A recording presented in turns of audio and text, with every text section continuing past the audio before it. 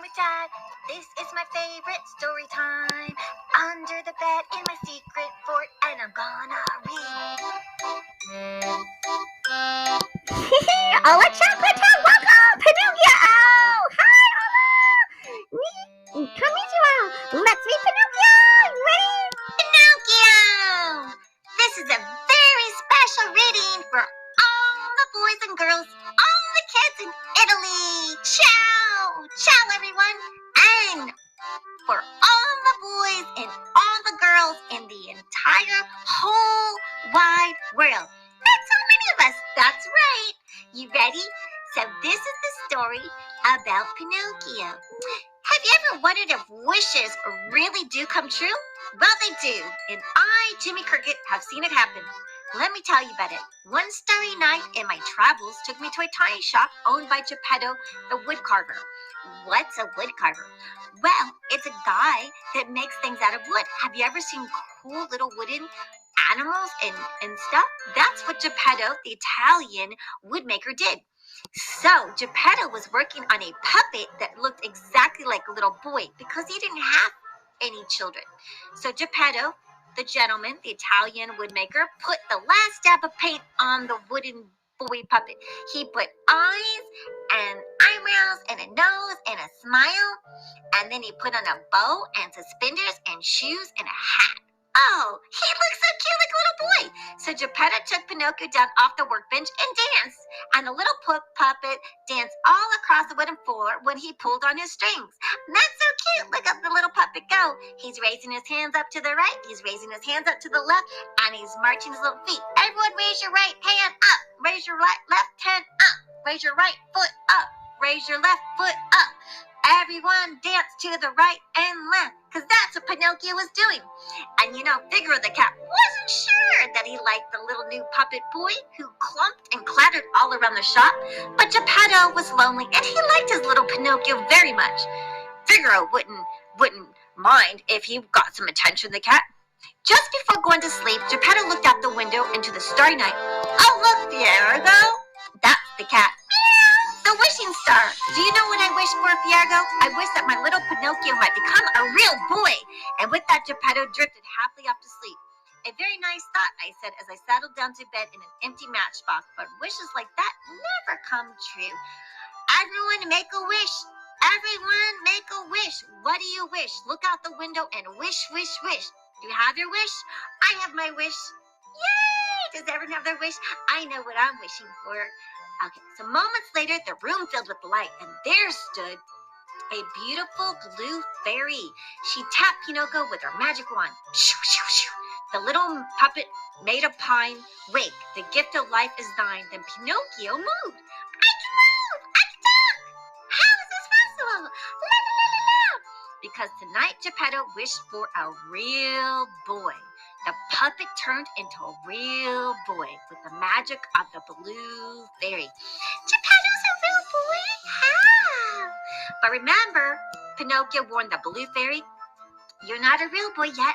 First you must prove yourself brave, truthful, and unselfish. And you must learn to choose between right and wrong. But how would I know? I will help him, Miss Fairy, I said, jumping into the workbench.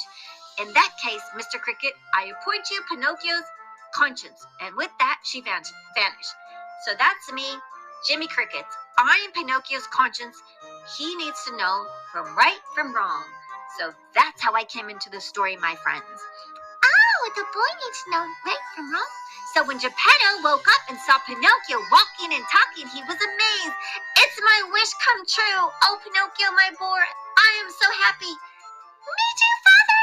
And the two of them danced around the shop, laughing and merrily. Everyone raise your right hand up. Raise your left hand up. Raise your right foot up. Raise your left foot down. And everyone turn a circle and go click, click, click. So the next morning, Geppetto sent Pinocchio off to school. But there was trouble hiding along the way. A sly fox and a crafty cat convinced Pinocchio that the place for a puppet without strings was a theater. And they steered Pinocchio away from school and off to Stromboli, the puppet master. Ooh, Stromboli! Stromboli put Pinocchio into his puppet show that very day. The audience poured in to see the little puppet who could sing and dance completely without strings. Yes, sir. Pinocchio was a big hit. I told him he ought to be in school, but he wouldn't listen. Besides, he was making so much money that I figured I must be wrong. Little did I know. Jimmy Crickets, who am I? Well, right now, everyone should be at school, at home, online, until we're allowed to go back to school. Yay! Learning is fun online. Enter Boy's wagon after the show. The greedy puppet master took all of Pinocchio's money and then locked him up in a cage. This will be your new home, my little wooden gold mine. Pinocchio shook the bars of this cage. No, I don't want to be back. I want to go home. Let me out. Let me out of this cage. But Straw only laughed and slammed the wagon door. Ho, ho, ho! I found poor Pinocchio crying in the dark. I should have listened to you, Jimmy the Cricket. Now I guess I'll never get home. So poor Pinocchio was locked up in the cage by the evil Stromboli, who owned the theater show. Oh no! Oh. And Pinocchio was crying. Just then the blue fairy reappeared. Pinocchio tried to cover up his predicament by lying, but with each lie his wooden nose grew longer and longer. You see, Pinocchio, a lie keeps growing until it's as plain as the nose on your face. I'll forgive you this once, but this is the last time I can help you. She waved her wand, and in a twinkling, Pinocchio's nose was back to normal and the cage door opened. Oh my gosh, his nose grew so long. Did you see that when he lied to her? Oh my gosh. As we headed for home, Pinocchio heard about a wonderful place called Pleasure Island, where the boys were allowed to break windows, smoke cigars, and stay up late. It sounded fishy to me, but Pinocchio wanted to go. He climbed aboard a coach full of noisy, foolish boys. All I could do was tag along. Woohoo! Woohoo! At Pleasure Island, Pinocchio tried to join all those rowdy boys and girls in wrecking furniture, throwing mud balls, and playing pool. I knew this wasn't a good place, so I tried to stop Pinocchio leaving. Look at yourself! How could you ever expect to be a real boy? Ah, gee, Jimmy Cricket. A guy only lives once, you know. I want to go to the beach, the ocean, the park.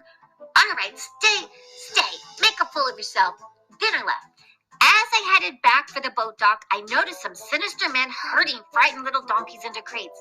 The strange part was that the donkeys were wearing boys' clothing, and some were crying, "Mama, Mama," then it hit me. These were bad boys that had turned into donkeys. I had to get Pinocchio off Pleasure Island and fast. They were stealing the children and dressing them up as donkeys. Oh no, that's not cool. I dashed back to the pool room hollering, "Come on, Pinocchio, we've got to get you out of here. The boys, they've all been turned into donkeys." But I was too late. Pinocchio was already sprouted donkey ears and a towel. Oh, Jimmy, what will I do? Help me! I've got donkey ears and a donkey towel. We've got to get away from here before you get any worse. Follow me, Pinocchio. We ran all the way to the water's edge, down to the sea, and swam for the mainland. Pinocchio pulled himself from the water, still wearing ears and a towel, but was glad he had escaped. Pleasure Island, let's go home, Jimmy said. I want to see my father. Oh, why did I want to go out and play so bad? I just wanted to dance and sing and play. When we arrived at Geppetto's workshop, the place was locked, and Geppetto was gone. Just then, a magic dove flew by and dropped a note. Pinocchio, it's about your father. It says he went looking for you and was followed by a whale named Monstro. Oh, no! Pinocchio's father looked for him and a whale got him. Oh, no. Poor Pinocchio thought his father was done for, but I read on. Wait, he's alive. It says he's been living inside the well at the bottom of the sea. Pinocchio squared his shoulders. Whale or no whale, I've got to find my father and rescue him. But Pinocchio, it's dangerous. This monster can swallow whole ships. I've got to help him. I've got to go, Jimmy. Goodbye. With that, Pinocchio ran to a high cliff over the ocean. He tied a rock to his tail and jumped into the water. The rock took Pinocchio to the ocean floor where he began to search for Geppetto. Father, where are you? I'm here. I'm sorry I ran away. I love you. I should have obeyed you. I should have listened to you. You know what's best for me. Father, where are you? I'm here. And Pinocchio was swimming through the water.